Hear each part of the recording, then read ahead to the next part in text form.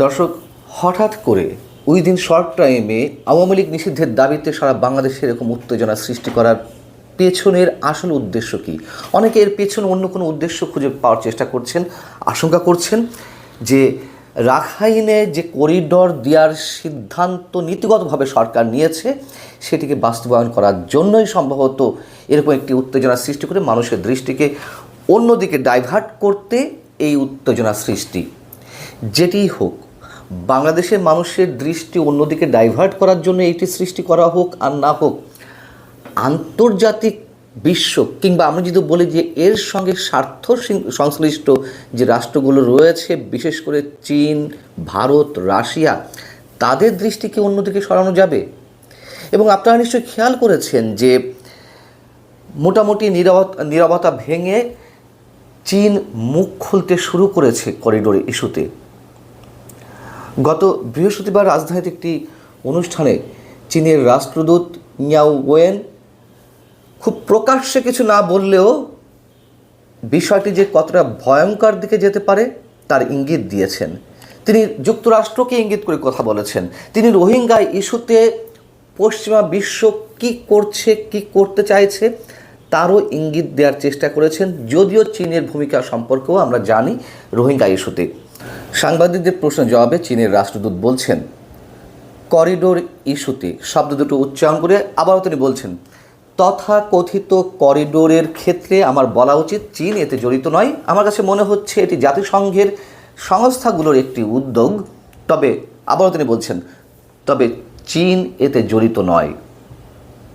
তিনি কথাও মনে করে দিচ্ছেন যে ত্রিপক্ষীয় উদ্যোগের অংশ হিসেবে, অর্থাৎ বাংলাদেশ, মিয়ানমার এবং চীনের সমন্বয়ে যে উদ্যোগ নেওয়া হয়েছিল রোহিঙ্গাদের প্রত্যাবর্তনের বিষয়ে, তিনি বলছেন যে রোহিঙ্গা প্রত্যাবাসন শুরু করতে বাংলাদেশ ও মিয়ানমারের সঙ্গে চীন কয়েক দফা বৈঠক করেছে।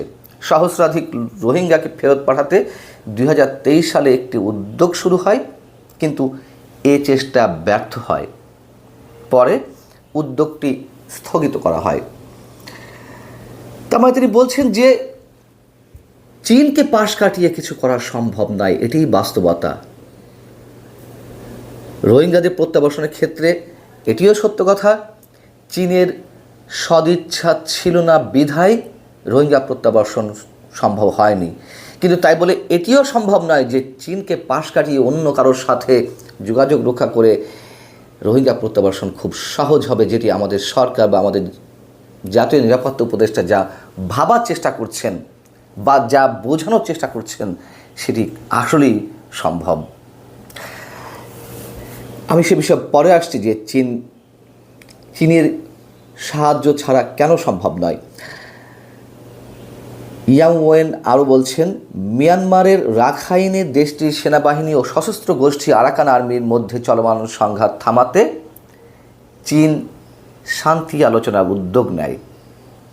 সবচেয়ে স্পর্শকাতর বিষয় তিনি বললেন, অর্থাৎ তিনি আবারও বোঝাতে চাইলেন যে সেখানে কেবলমাত্র চীনের আধিপত্য এবং কোনোভাবেই তারা তৃতীয় পক্ষের হস্তক্ষেপ তারা কোনো অবস্থাতেই মেনে নেবে না।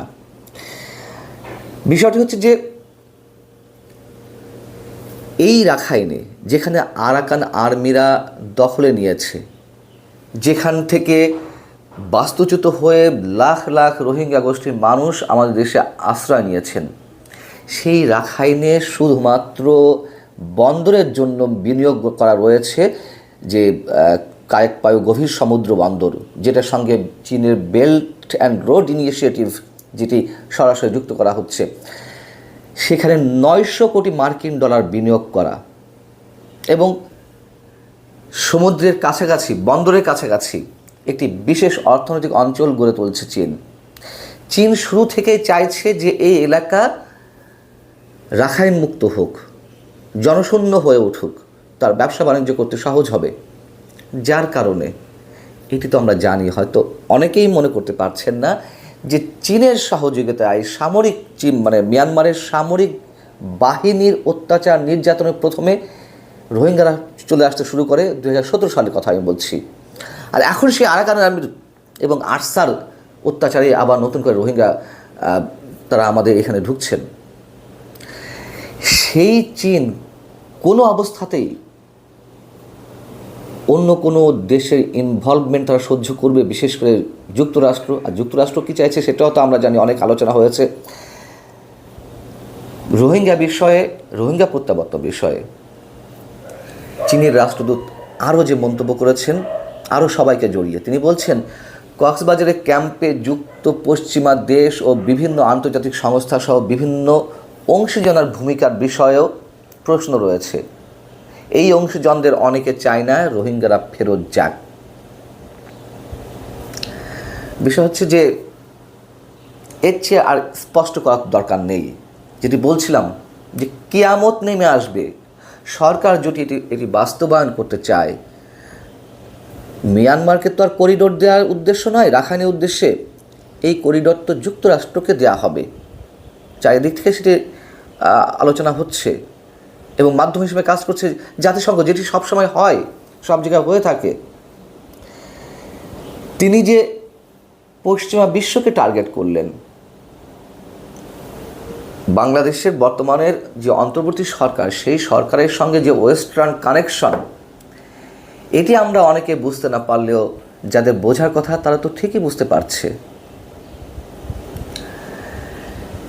এবং এটুকু মনে করিয়ে দিই, রোহিঙ্গা প্রত্যাবাসন বিষয়ে বলেছে যে চীন কতটা বাধা হয়েছিল, বা চীনের ইচ্ছায় যদি সদিচ্ছায় এখানে প্রয়োগ করা হতো সেটি সম্ভব ছিল। তার কারণ জাতিসংঘেতে যতগুলো ইস্যু আনা হয়েছে আলোচনার জন্য রোহিঙ্গা প্রত্যাবাসনের বিষয়ে, সেখানে রাশিয়া আর চীন ভেটো দিয়ে রেখেছে প্রত্যেকবার, নিশ্চয়ই আপনাদের মনে আছে। এবং জাতিসংঘ থেকে তো একটি রেজলিউশন নিশ্চয় পাশ করতে হবে মিয়ানমারে রাখাইনের উদ্দেশ্যে আমাদের যে করিডোর দেওয়ার কথাবার্তা হচ্ছে, তো কথিত মানবিক করিডোর, সেটির ক্ষেত্রে কি চীন বাধা দেবে না? এতই সহজ সব কিছু। আমাদের ডক্টর খলিলুর রহমান জাতীয় নিরাপত্তা উপদেষ্টা বললেন যে কে কি মনে করল তাতে কিছু যায় আসে না, যদিও তিনি মিয়ানমারের সামরিক জান্তার কথা বলেছেন। মিয়ানমারের সামরিক জান্তা মানে আমাদের এখানে ধরে নিতে হবে যে চীন। এইভাবে আমাদেরকে সরলীকরণ করতে হবে। করিডোর দেওয়া হবে, ভারতেরও সেখানে বিনিয়োগ রয়েছে, ভারতের বিনিয়োগ বন্দর করা হয়েছে, চীন করেছে, সেখানে খনিজ সম্পদ রয়েছে, কার কি ব্যবসা বাণিজ্য আধিপত্য, আর সেখানে অন্য কোনো শক্তিকে ঢোকার সুযোগ করে দেব আমরা, এরা তা মুখ বুজে সহ্য করে নেবে, চুপচাপ বসে আঙুল চুষবে, এমনটাই করে নিয়েছে সরকার মনে করছে। আওয়ামী লীগ নিষিদ্ধে যা ইচ্ছে করুন, কোনো সমস্যা নেই, কিন্তু ভিন্ন কোনো খেলা থাকলে দেশের জনগণও মেনে নেবে না নিঃসন্দেহে। আল্লাহ হাফেজ, ভালো থাকুন সবাই।